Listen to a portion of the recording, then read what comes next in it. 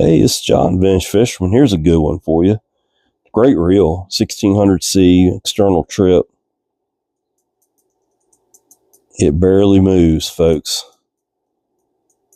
I don't even want to damage it. It's made in Japan, Daiwa. Let's see what we can do with this dirty old thing. Look at the dirt. Look at the dirt all over it. It's horrible, isn't it?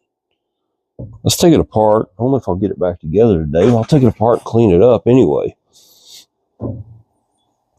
These are a good light saltwater reel. Hard to beat, actually. I left an old dirty pad down because this is an old dirty reel. Take that clip out. Cover it up because they will go flying. I'll take a look at the drag system here. I have never had to replace a drag washer on a Daiwa Silver Series. They are solid as a rock. You got a leather washer, keyed washer, Teflon washer, eared washer, Teflon, and then keyed. That's the whole drag system. We'll set that over there out of the way. All right, let's take the handle off of it. This one's made where you can use a coin on the water and switch your handle around. This reel's been used. It's not a shelf rider. I love this collapsible handle system on the old Silver Series. It's really, really unique and kind of cool. Let's take these 3 cover screws off. These reels are the mark of simplicity, man. They're like an old pin or an old cardinal. Or an old Royal Marine Shakespeare. They were just simple, tough reels. And I love the external flip bail. Most of the time when these reels would have been used for throwing metals after Spanish back in the day. And most of us flip our bails manually anyway, so the fact that it's not an automatic flip bail is not a big deal to most anglers. Dry, very, very dry. I can tell you right now, those bushings are hung because they're hung on every one of them. It's the way it is. We'll take this screw out for the crosswind block that holds the axle shaft on it. That thing is a small little screw.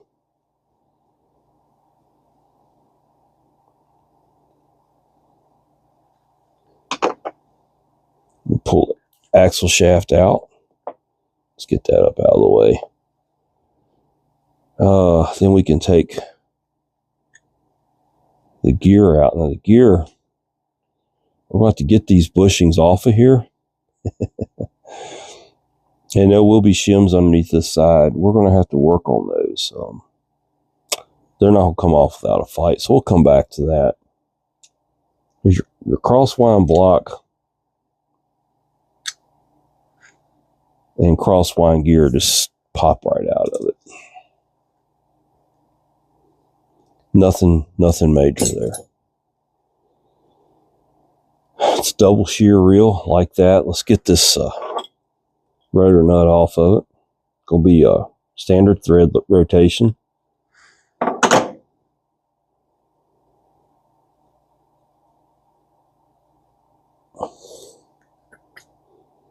take that rotor off.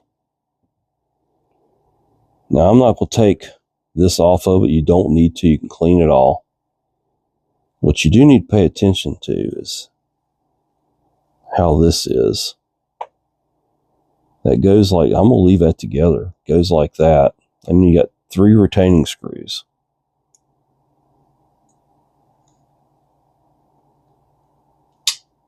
And it will only go back on one way. So you don't have to like stress over how it goes too much. It'll only go back on one way.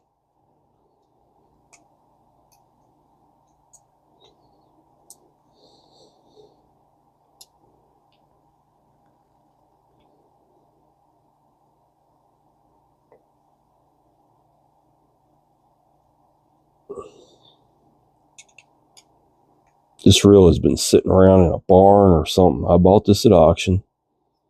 I purposely bought this one reel. I saw it. I was like, man, that's a perfect reel for my channel. I know I've done a few of these reels, but I like getting these reels that are really ugly,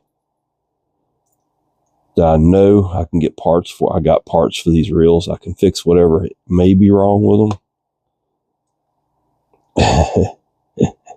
Yeah, it's stuck. So what you do when you get one stuck like that, you put the rotor nut back on it. You take your needle nose pliers, you come across it just like that, and you pull on it real easily. You just use it like a cantilever. Okay.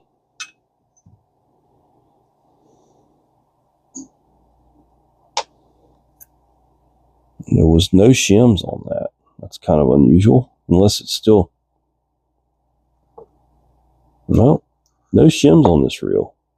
They built that thing such tight tolerances it didn't even need to have shims on. So we're going to set that offside. Here's the side on these reels that will absolutely give you heartburn.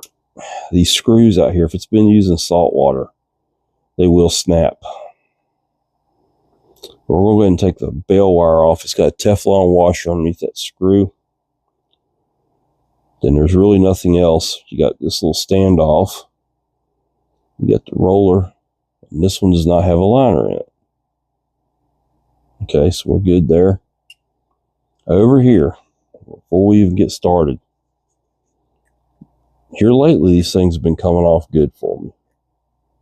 I think this is a freshwater reel. I don't think anybody's ever used this in salt water, but give it a little bit of Crow oil.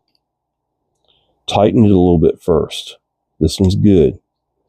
This one will come right out. This is your counterweight and bail arm mount. There's your counterweight underneath there.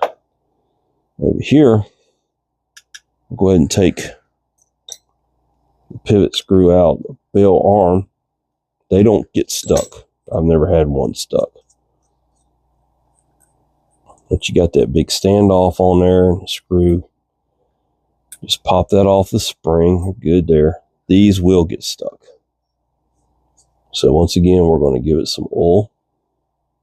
These are through holes, so you can fix them. It's not the end of the world if one of them does break off. It's just a lot of work for a fishing reel to fix it. Once again, go tight with it just a little bit. Let the krill soak for just a second, and then come loose. And that's it. Don't go too tight. They'll snap off that way too. Just give it a little bit, folks. Just a little twist.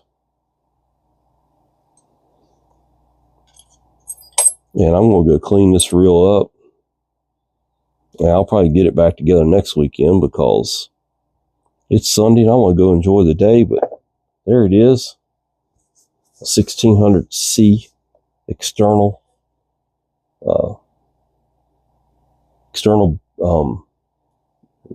bail trip. This Japanese made reel. For instance, I've got a Korea made 1500C here, and I'm going to be working on it sometime or another. Big difference in the quality between Japan and Korea.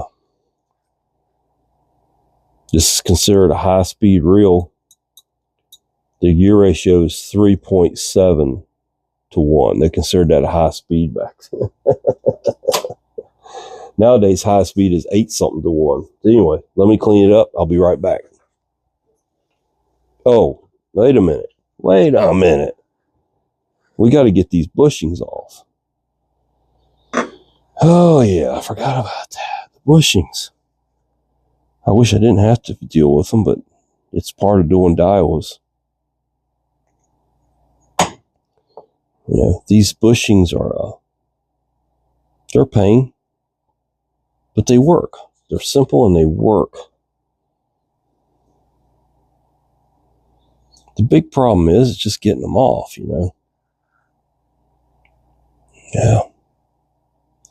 You got to get them started first thing. You take this is a really dull X-Acto knife. And we're just going to kind of put it in there. Try to start. Don't cut yourself now. Listen to me. Don't cut yourself. If you do like this, you're going to slice into your finger. So just get it in there and just start working it. And you may get lucky and it pop. This is starting to move. See, I'm getting a little gap there. And it's going to go. There we go. Now we can get something a little bit bigger. I don't like to pry with these snap-on screwdrivers, but I am. Once you get it out a little bit, go to the next size up screwdriver. Give it a little bit more. Don't damage these gears. Just be real careful.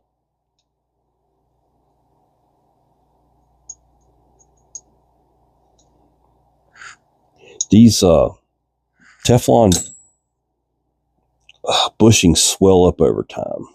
And we may have to work on those if we put it back together to make sure that the reel spins freely, okay? So it is what it is. They're both the same bushing. This side over here is a little harder to get to start breaking free because you don't have a really good path there to start moving them.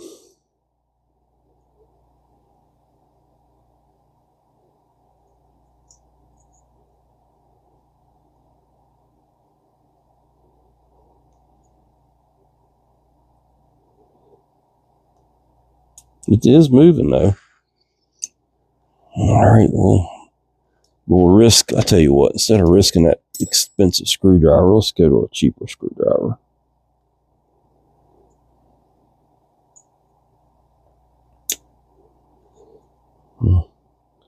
You're gonna mess the bushing up a little bit, but it's not gonna hurt it.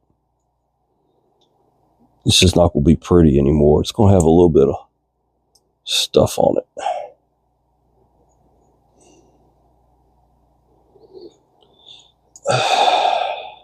That thing's probably gonna go flying. I'm gonna have to go looking for it.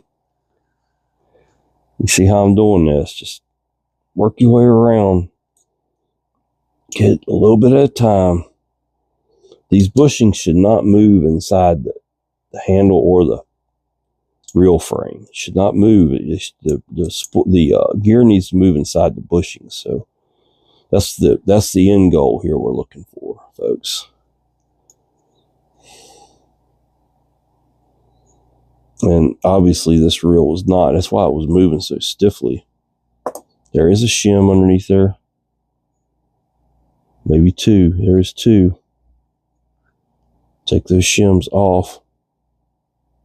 I don't know if I'll be able to get that second one. It's pretty tight. It's a small shim too. Be careful with these shims. They will they'll break on you. They're small, very, very small. And then the last thing is to get this nastiness off of this reel.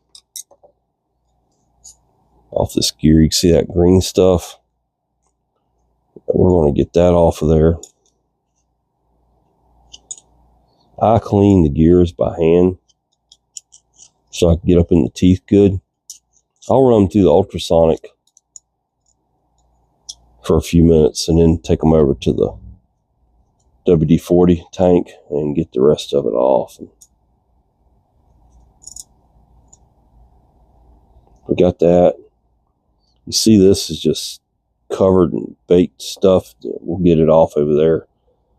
I'll go through here and get all these big chunks.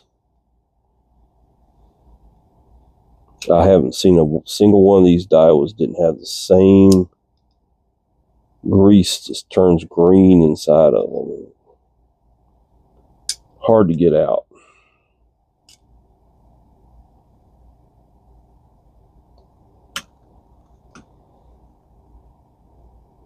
The only thing I can figure is that grease it's collecting moisture and turns it green. It's the only thing I can figure on.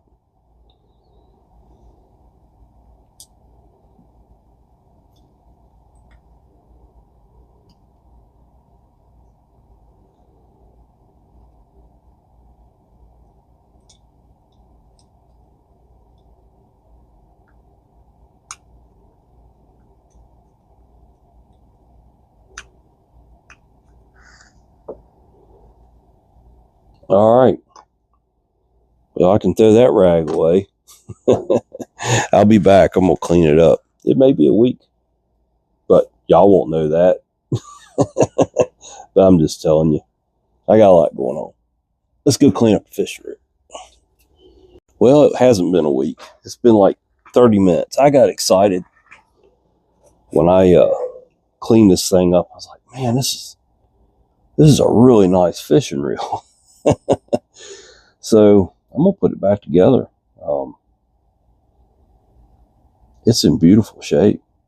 I'm not going to lie, it's in beautiful shape. So let's put it together. Let's make us a nice little reel to fish with here. The only thing I really did off camera was I polished on the gear where it slides into these. It's still pretty tight. No guarantees there. We'll see what we can do with it. So your bell spring sits in there, and then you want to put some more grease on top of that bell spring because it'll flip back and forth underneath this cover. So it'll reduce friction if you do that. And then you got that one little screw there goes in. This is a beautiful reel. I didn't realize how pretty it was till I got it cleaned up.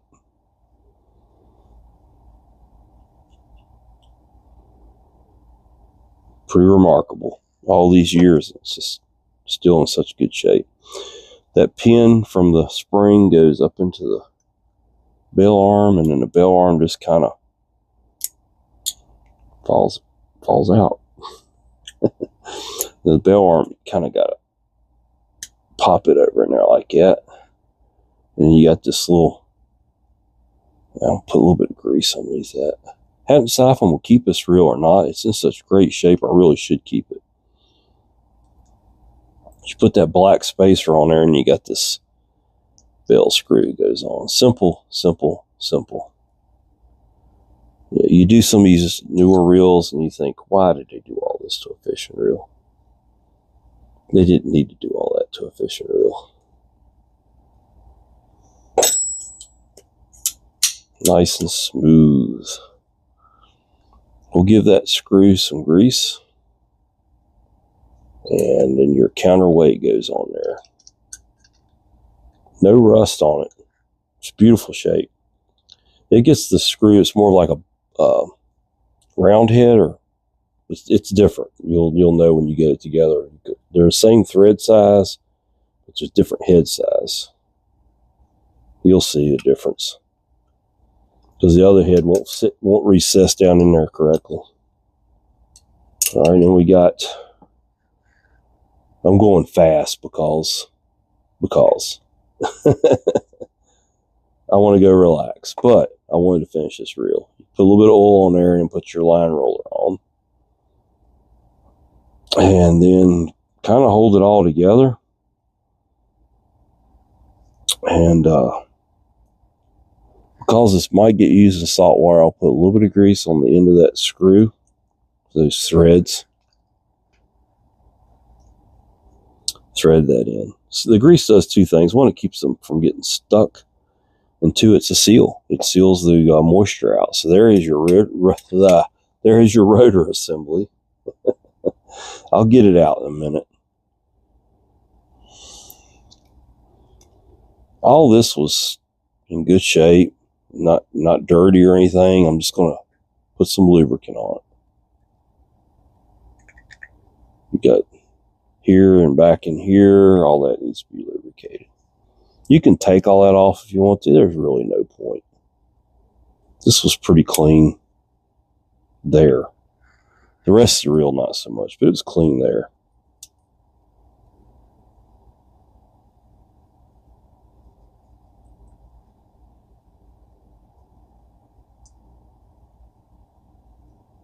Okay. The next thing up is this gear. And it gets, of course, the bearing. I cleaned on the bearing, put some fresh lube in it. We'll see how it does. It's a little noisy. We'll give it some more oil once we get it up in there. But coat this really good with this pin grease. I mean, you can really put it on there. Even right this boss right here, that goes up inside of that double shear on the reel.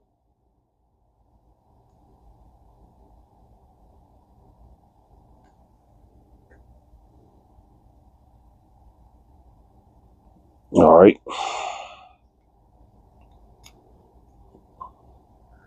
Just like that.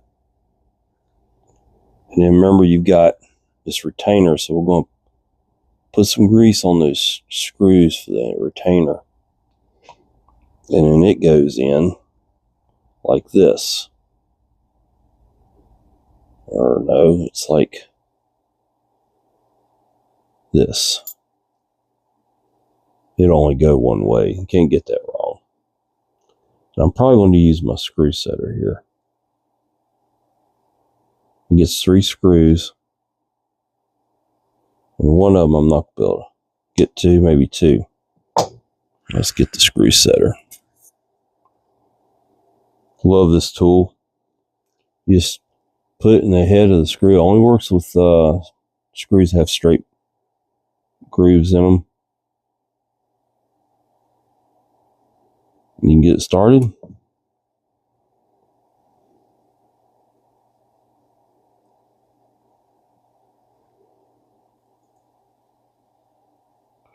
That one's a little tough because it's got this lever in the way, and I just knocked it off the screw setter, so I'm going to have to go to the screwdriver and try to get it in place.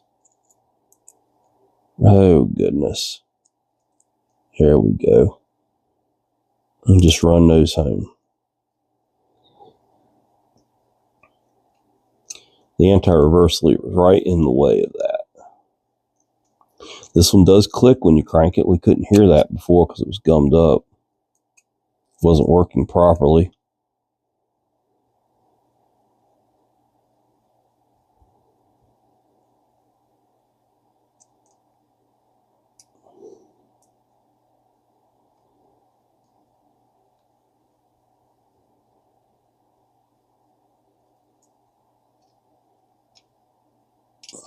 Okay.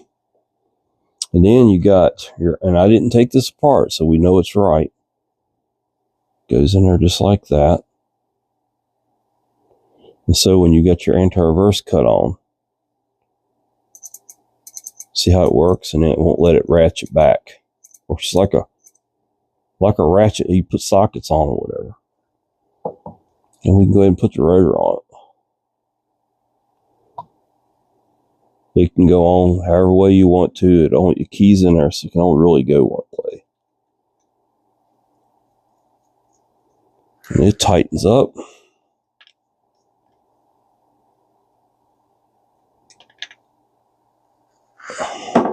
Inch pounds, folks. Inch pounds, not feet pounds. The bearing's a little rough. I don't have a bearing for it, so I could get one. Maybe I'll come back to that, but they didn't have one today, so I think I've got these bushings good. We'll find out when we get it together, but go ahead and put your bushing down in there. We're going to grease this up.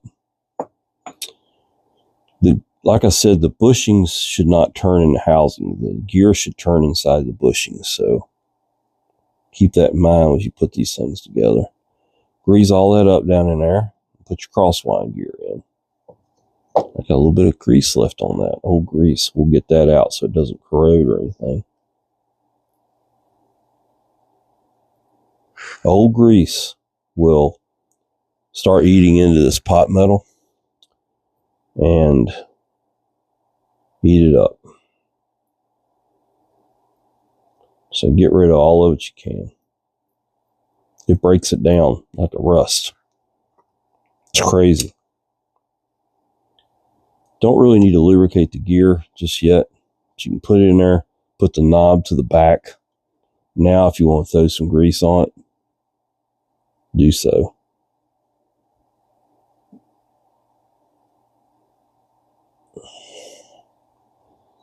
You put your crosswind block on. It just goes up in there and sits. There's a groove up in there it rides on, so you can get some grease on that. Now the gear. Let's hope I got those bushing. I mean, I really polished up on them things. Really polished them hard. We'll see. We're going to be really generous with the grease.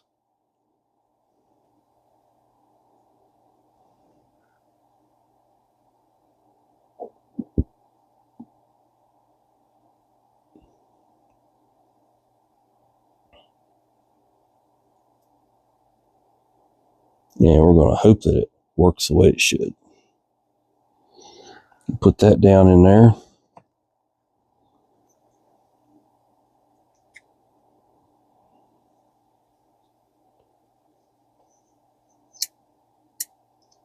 Now, the bushing's trying to turn with the gear. I don't know why. It shouldn't do that, but I'm going to put these 2 shims on there.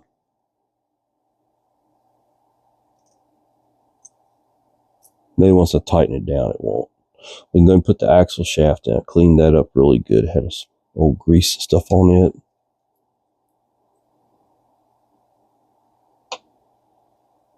Been using the gear lube on the axle shaft because it slides back and forth. A little bit thicker than oil, gives it a nice feel to it. Basically put it in there with the flat side up towards you, and it keys into the crosswind block. And then you just slide it until it reaches that hole. And you can put the small screw in it.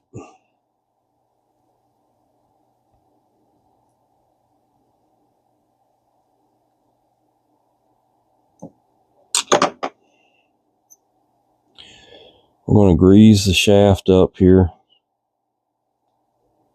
Greasing each one of these screw holes.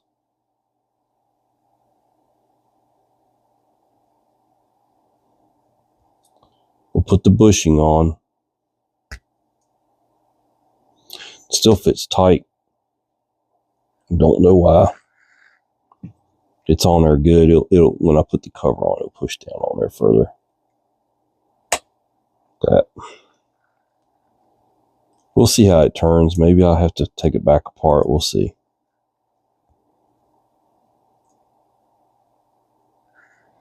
Just swollen up. Years of sitting around. Old grease in it.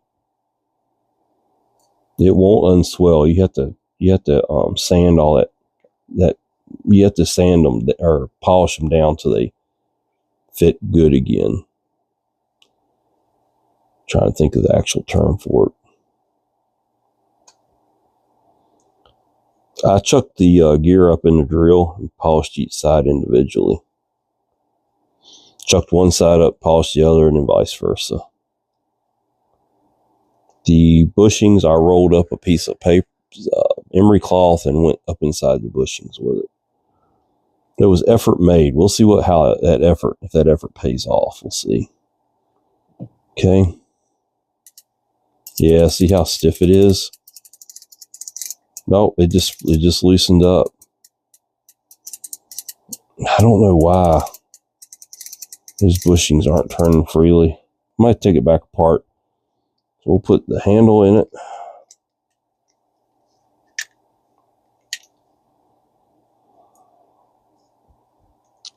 Tighten the handle nut.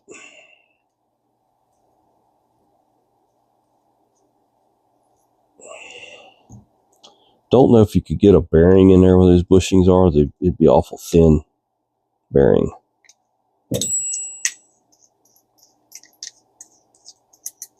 And we'll put some oil down in there. All right, let's crank it and see what happens.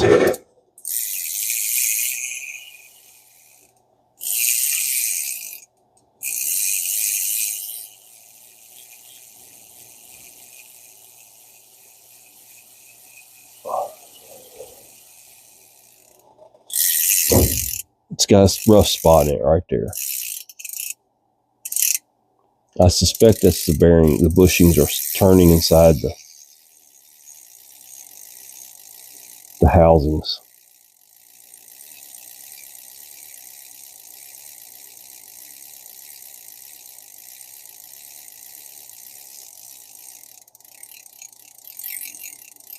Here, it's just, yeah, they're not supposed to do that.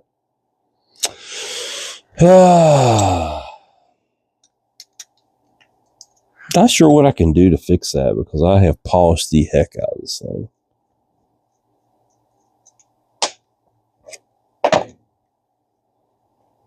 We'll take it back apart again.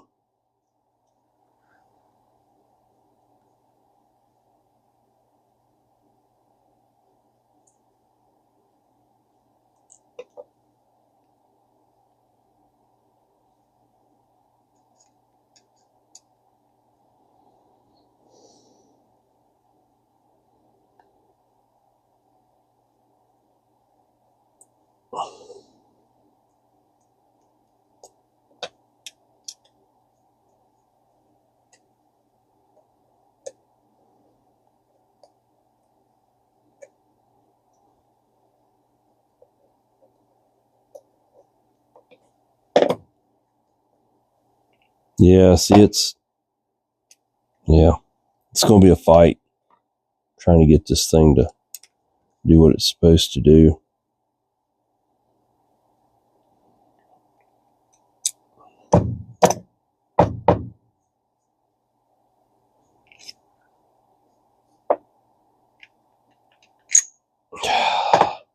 You silly thing.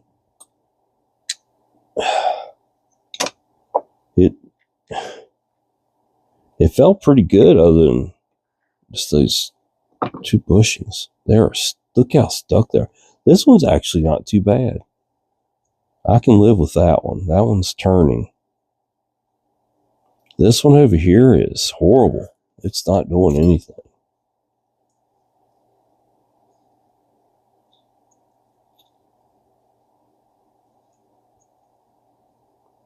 And here we got to do this whole prying it up out of here again. There it goes.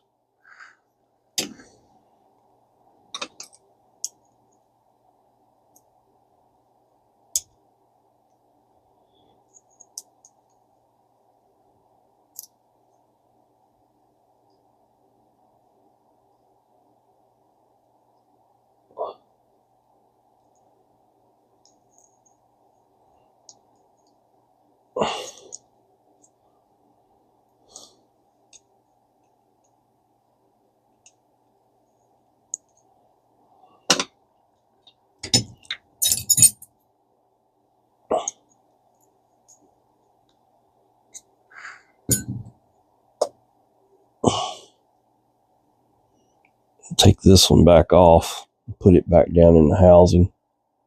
It's got to stay in that housing. I think it's okay. I think we can live with it. I'm going to have to do something to that side over there. We'll see what we can do with it.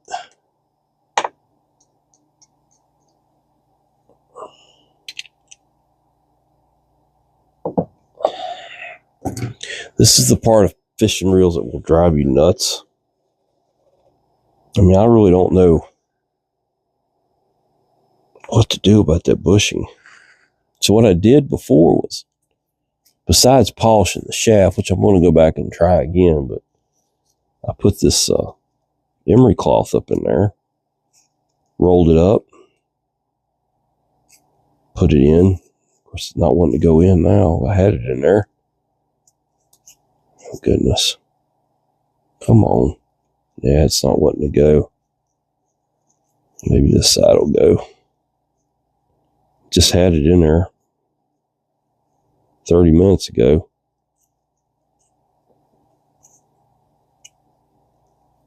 There we go.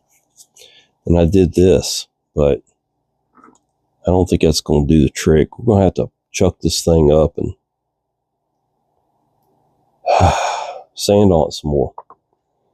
So here, I'm going to show you, this video is going to get long, and I apologize. And I'm going to show you how I do these things.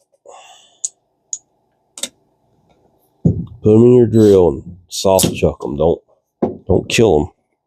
You can start out with a foul.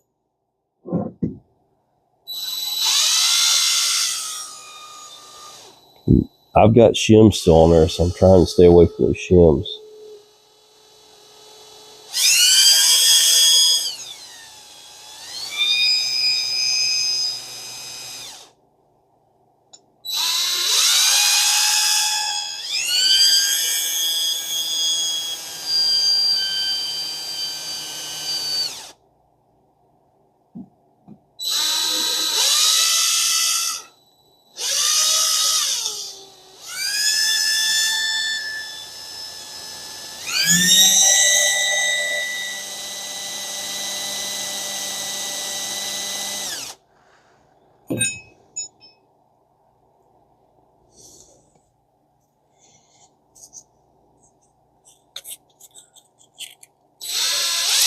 And I'll take some emery cloth, polish it.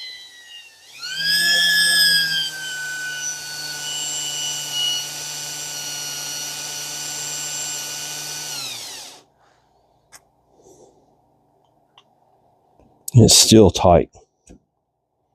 It's amazing, isn't it? It's just like, how did it get like this? How did it get that far gone where it's...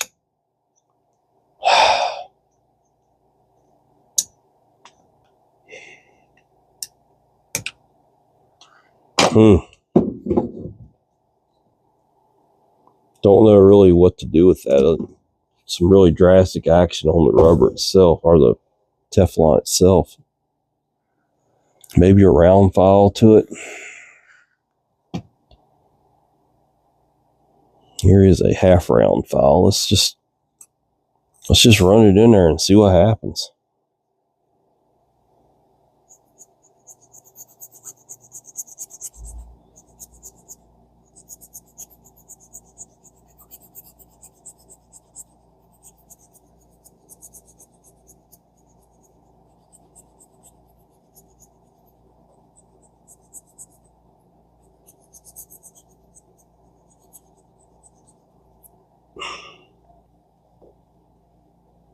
I don't want to keep filing on the gear.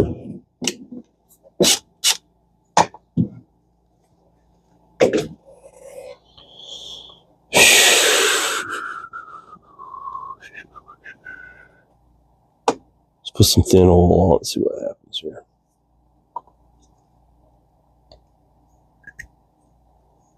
All right, there we go. We got it. All right. Yeah. Let's put some more oil on that one down there. Make it thin this time.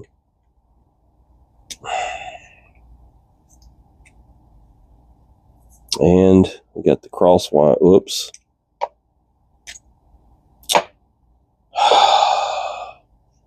Nothing like cause yourself more work, John. Nothing like it.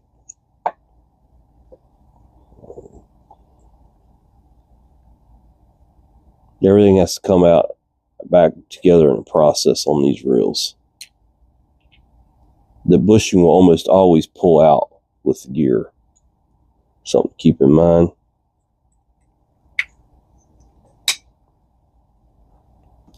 I did it again, folks.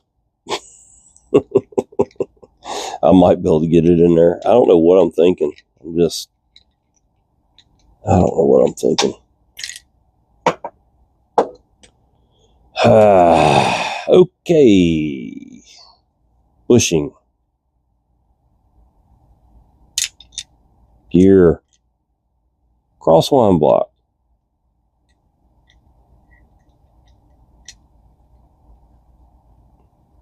And then the main gear. All right. Yep. Then we'll put the shaft back in it.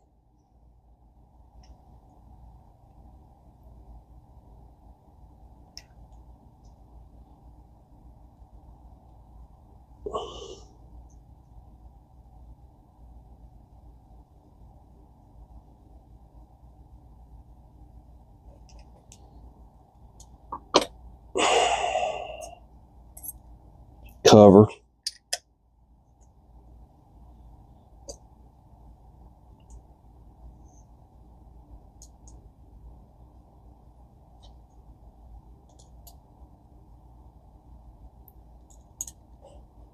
Don't know why those bushings swell up like they do. They're just Teflon. They shouldn't swell, but I've seen it happen so many times now that you got to ask yourself what is going on. Is it a reaction with the grease? I don't know. I don't have an answer for it. I'm not an engineer or a scientist, so I don't know where the issue is, but it's definitely a problem on these reels. About every one of them I can get a hold of, I have to fix the bushings. And if I can switch them to a bearing, yeah, I would. I would definitely. It's just, I don't think it's going to work. There's just not enough room for a bearing. Maybe if you had a lathe, or I'm sorry, a mill where you could machine them and get a certain size bearing in there, it wouldn't be a very big bearing. But I guess any bearing is better than no bearing.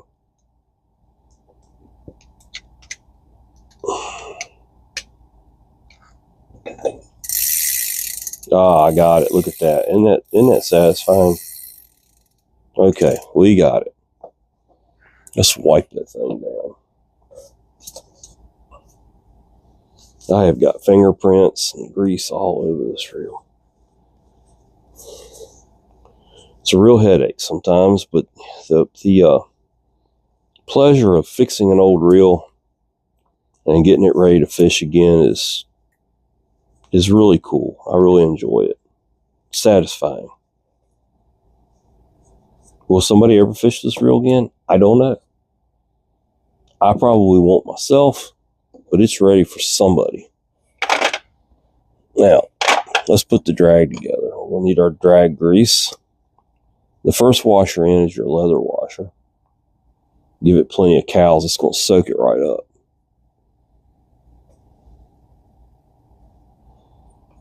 Get right in with that. Then it gets a keyed washer. And then you're going to drop some oil and put a Teflon washer in. Drop some oil on top of that. Eared washer. Drop some oil. Teflon. Drop some oil. Keyed washer, and then your clip. Don't lose the clip.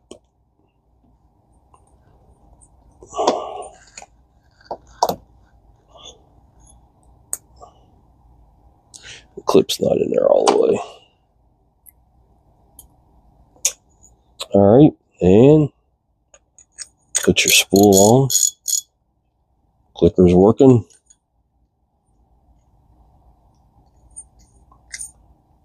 These can be a pain because they're very small little axle shaft to tighten that down on. Oh, that was good.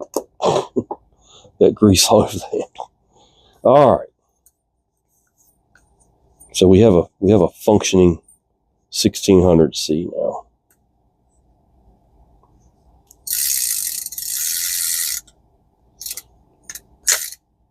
See, this one comes around, it smashes against that red tab and throws the bell.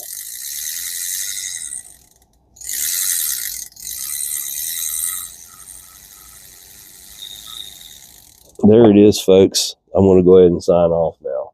This is John Bench Fisherman. Please like and subscribe and take a kid fishing. It's an old Daiwa.